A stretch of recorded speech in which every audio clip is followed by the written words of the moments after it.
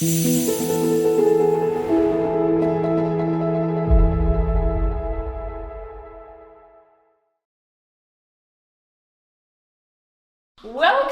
Look at this. No, don't let anyone tell you that I don't look after my ladies. Oh, he does. Is that because you're hot stuff? No, unfortunately not. And actually, it looks like I've got nothing on at all because I've got shorts on underneath.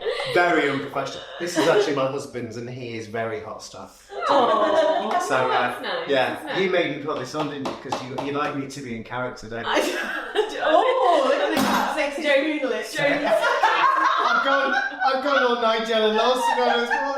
Oh my god! Come on, do the introduction. So I'm getting distracted. James Martin's going to be in touch anyway. I can feel it. Right, I feel as though we need to get on point. Welcome to this episode of A Bit of Light Relief. We're mixing it up a little bit. Come into the kitchen because a very lovely lady that I've been working with in one of my clients, Recruitment's plug of my business, has asked us to share what we do for our own well-being and mental health. Now, before you go ahead, I'm just going to say, because we have a fantastic cameraman that we never acknowledge. And actually, as you can see, four glasses. So Here you go, come and say hello to all your fans. There you go. Thank you. I get behind it camera. It's actually a lovely moment for us. Ash actually started out his career at the Curve Group before getting to the Dizzy Heights of cameraman. So it's lovely to be working with somebody that we worked with before. So seriously, thank you for all your. Yeah. So anybody who's watching filming. I'm taking this bloody thing off. We've got all Ash as well. Gratuitous plug for Ash, putting up with us and trying to keep us all in frame. I'm taking this off. Jordan has treated us to a juice from his very own apples, apparently. Yes. So this is something that I'm very passionate about. Mm-hmm. The one thing I always did when I worked on the C-suite. Like a 5-year-old response. I'm not drinking that. So this is carrots and apples out of our garden. Okay. Carrots as well. Yeah. Wow. And some ginger. But this is something that I do every day. I swear by. And actually, it's really funny because a lot of the one thing I always did when I worked on the C-suite, because the stress levels are so high, and I'm going to give you a stat this week. Amazing. So 70% of the C-suite globally have been confirmed that they would leave their roles to find a role or replace it with something that enables better well-being for them. 70% of the C-suite. Wow. Now that's quite a shocking stat, and I can say that the only thing that I ever had time to do when I was working in the C-suite was take care of my health. So train 3 or 4 times a week and do my job, and that was it. And that's the reality of working at a level. So this kind of stuff, particularly if you're working all the time. But what's been really wonderful for me is I kind of started to do loads of coaching and working with entrepreneurs, C-suite, blah, blah, blah, and this being such a hot topic for them because they do work so hard and they work all the time. They do, and they have, and particularly entrepreneurs, they have to work until it's done, and then they go to bed and then they're up again at 6 o'clock, particularly if you're getting things off the ground. I do a lot of work with them around connecting them with their own source. Things like, what are your 5 non-negotiables every day that you do and you apply? And you'd be really surprised by the amount of people who are really successful who have never taken any time whatsoever to say, oh, actually, what are the 5 really simple things that I can do on a daily basis for myself that maintain my sense of positivity, high energy, whatever. Now, to give you an example to bring this to life, because it's never about the material stuff, it's always about the really simple things. So mine are, wake up to music every day, because I love music changes your mood, and there's been studies recently to confirm. I start my day with meditation. I take my dog out in this beautiful place that we live in the Cotswolds. Where is Doug? Doug is... He's having no fun. I can have a good one. Or as Ash actually tracked him out. It's early morning, he's out. Exactly. Take your dog out every day. I ring someone that I love. and I go to the gym 4 or 5 times a week. Never wrong, mate. No, I'm sorry. I just didn't say I don't like you. But these things are really, really important. So all of this stuff for me is particularly at the C-suite. If I was to share with you the horror stories and the reality of what I'm supporting some of these people through at the moment, and it's so hard. This is absolutely a prerequisite, and you'd be surprised at how many people have all of that stress and don't have the time or headspace to do anything with regards to that. And I think wellbeing is important, not just the C-suite though, right? Oh, everybody. Everybody, because actually, although yes, they might not be as vested in the work that they're doing Drink all it. the time. Have we got to have a drink every time we do it? Now you're going to drink it. You've got to just but to they prove also it. have other pressures in life that affect their well-being. So between work and personal life, they still have challenges, right? So it's important that everyone focuses in some degree on their well-being, right?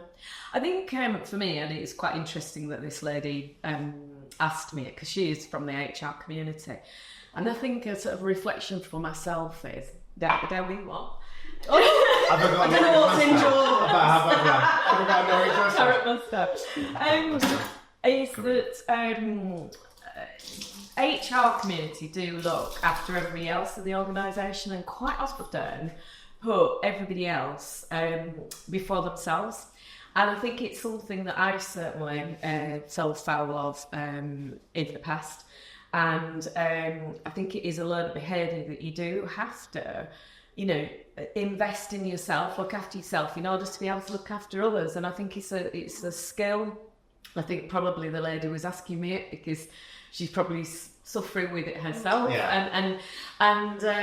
It's one of those things that it's easily said, it's easily discussed. The reality is of actually having the discipline to do it is a lot more difficult when you're really, really busy. But I think it's more than discipline. I think it's that not feeling guilty of prioritising yourself above other things. And if you're a woman, and let's be really clear, we all know the percentage split of males and females that work in HR, and we go back to this point that I talk about regularly about more often than not, females are the primary carers.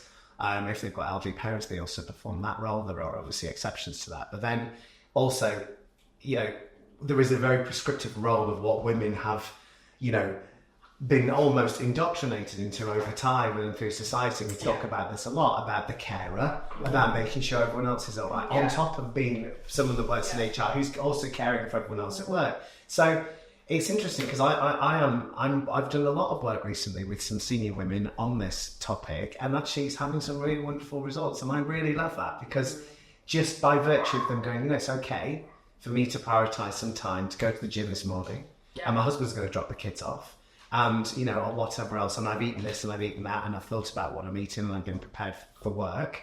It's having such a material impact. And let's be really clear, if you want to be high performer and you want to have a long, healthy life, these are the things you have to do. It has to be habitual.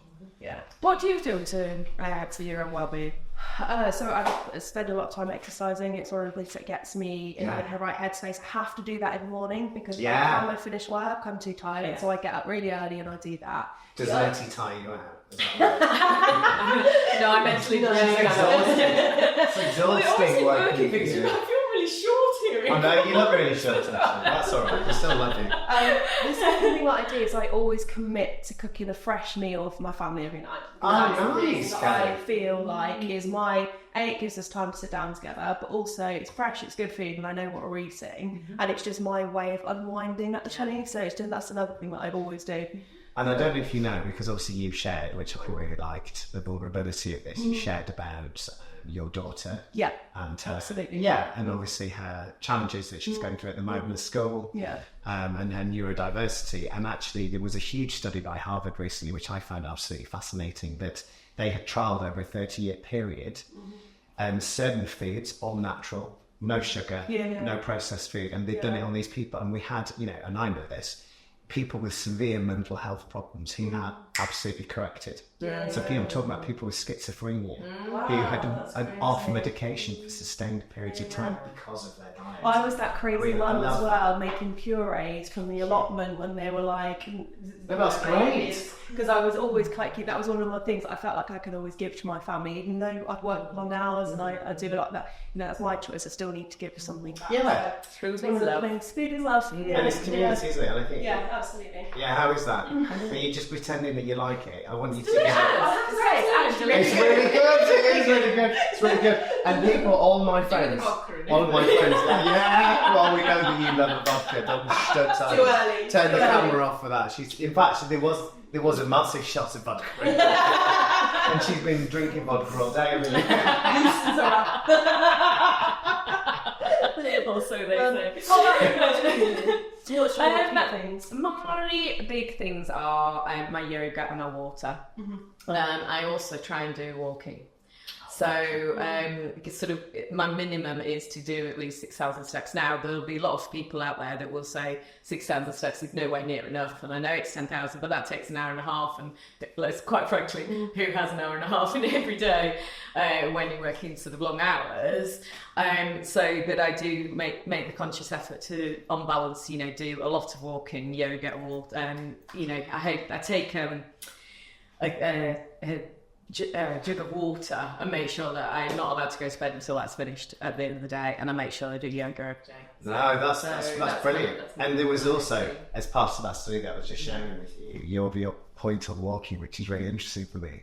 So there was two things: sleep, how to prepare for sleep, how you have the best night's sleep, how your circadian rhythm works. So apparently our sleep cycles are every 90 minutes. And I've been learning about this because I thought, I don't believe coaching in a vacuum is really particularly effective. I think if you want to support a whole person to be healthy and successful at work, you've got to look at people in the round, all of them. What's going on outside of work health-wise, what's going on inside, and you kind of align with it. And walking was one of the key things. Walking and sleep. So people apparently that walk every day in nature, they have a longer life period by about 5%. 5% people that go and walk every day. I have to talk well with me a bit longer then. Well, I know, so you need to stop walking. Stop walking and drinking more. Well. Every time we go for a walk, he moans. As soon as we get to 4 miles, he's like, "Oh, it's too far. It's lovely out here." It's really good though, isn't it? Yeah. Do you think?